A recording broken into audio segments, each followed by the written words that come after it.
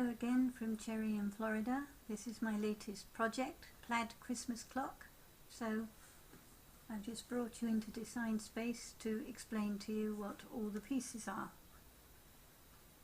So the red pieces represent chipboard pieces. These are the basis of the clock, and these are the pieces that you put together first. And to do that you use these construction strips, which shown here in grey, but all these pieces I made in black chipboard, black cardstock, and these are scored down the middle, and it's to join one piece to another.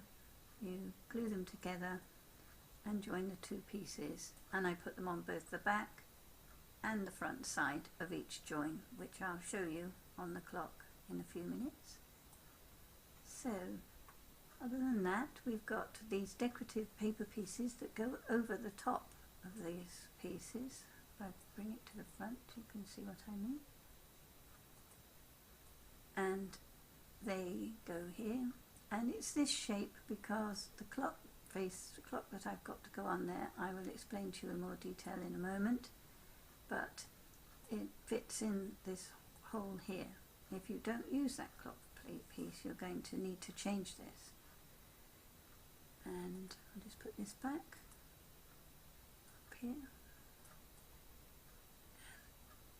But that's the size of the clock face that I use, but it's not this piece. I don't actually use this piece, it's just a representation to show you where it fits. And then I've got all these images. These are anaglyphic images. They're licensed images, so they're not in Access. If you don't have that cartridge and you want to use these images, you need to buy them. Some of them are not. This isn't an anaglyphic image, and this isn't either. Those are images that are free if you have Access, and so that's what I use for those. These are the other cover side pieces for the cover. Although I used black chipboard, I did use black cardstock over the top for those. And all these images I layered up several times because I wanted to make them sturdy, especially this one, which has got a piece to go on the reverse and a piece to go on the back of the moon that says Believe on it.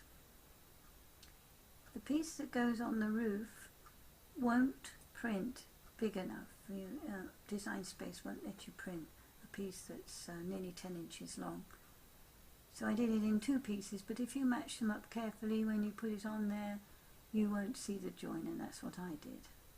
And these are the pieces that cover the shelves, and these are the pieces that cut the back of the shelf, cover the back of the shelves. But I didn't cut it into several pieces for you because it really depends how accurately you place your shelves, and I tried to put mine equal distances apart, but it's easier to cut this piece to fit in afterwards. You measure your space and put it in there. So I left them like that. You may find you've got some extra pieces here, I'm not quite sure now, but they come in useful anyway, so you may want to print them anyway. And I think that's all I need to tell you about this, and then I'll take you to see the actual clock.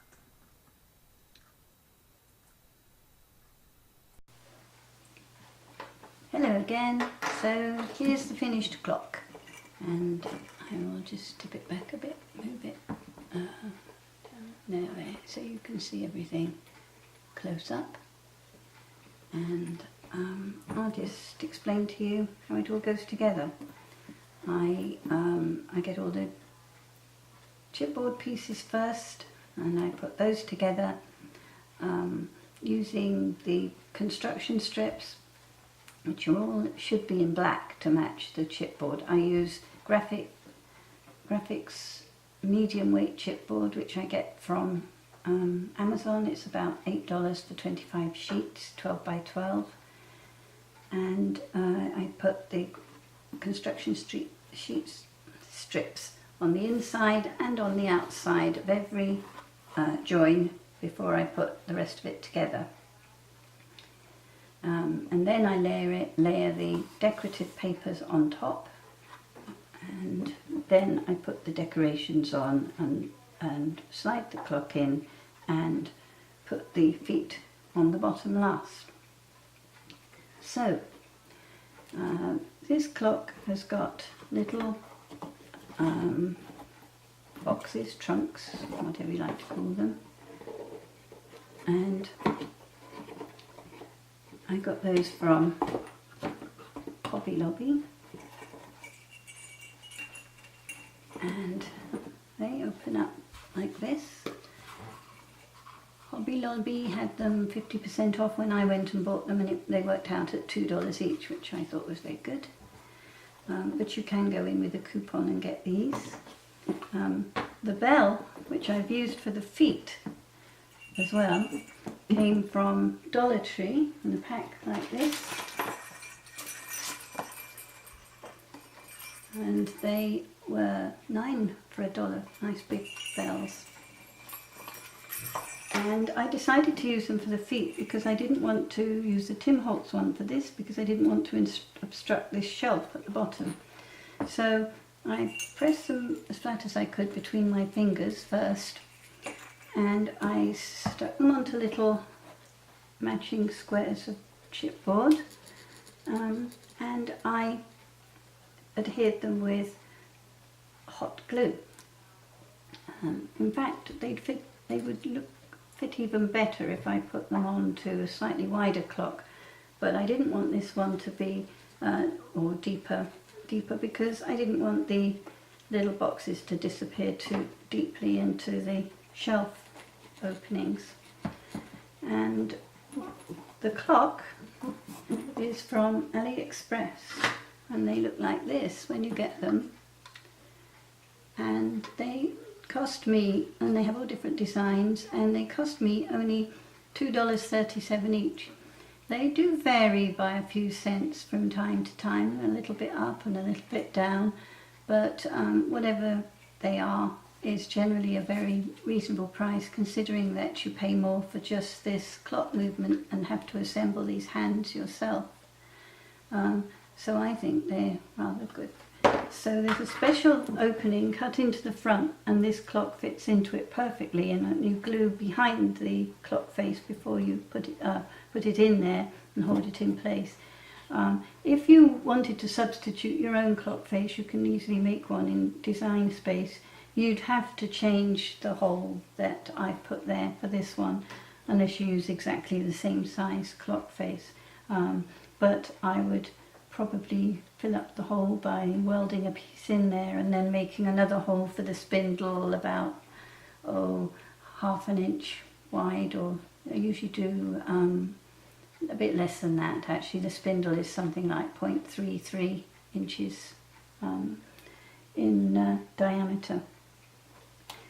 And the decorations on the front, the Noel has been layered several times, and then I put little pieces of chipboard behind it to lift it slightly, to give it dimension.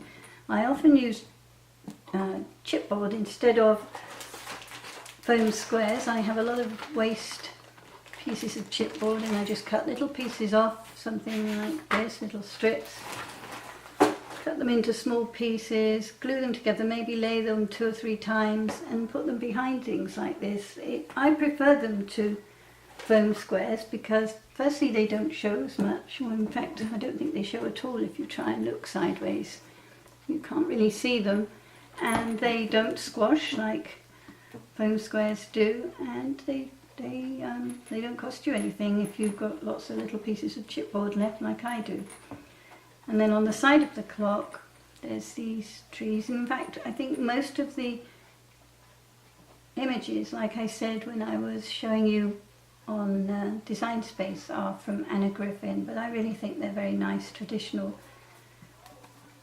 images, and if you don't have the cartridge, I suggest that it's worth buying a few of these images to use on various Christmas projects, because once you've got them you can use them as many times as you like.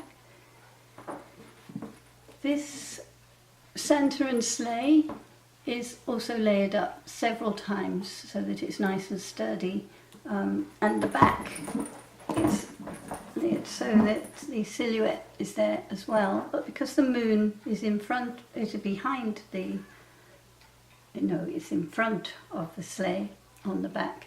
I put this little believe image just to make it decorative rather than just have a black blob there. But I like the back of my clocks to look as good as the front of them.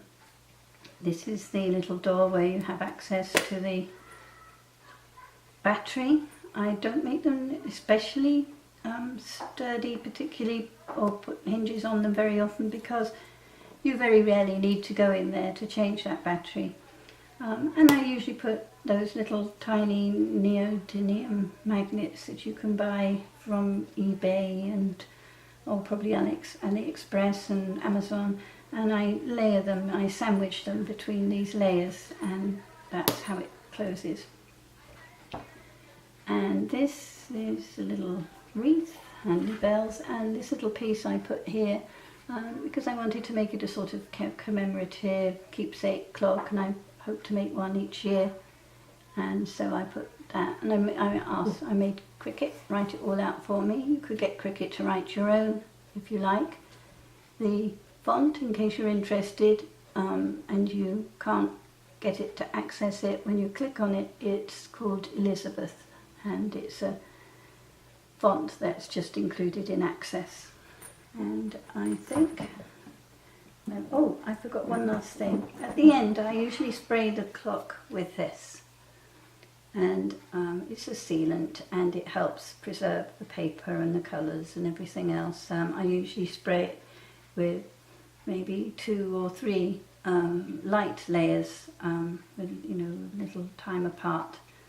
And before I put the clock face in, and I covered over the little piece of gold at the front because I didn't want that to be dulled at all, and that's what I use. So I'll just put it back together and show you one more time what the finished clock looks like from the back and the sides and the front, with its bell feet, which will of course work out very inexpensive, about 50 cents per clock. It's pretty good. So I hope you like it, and I'll come back to you again soon with my next project. Bye.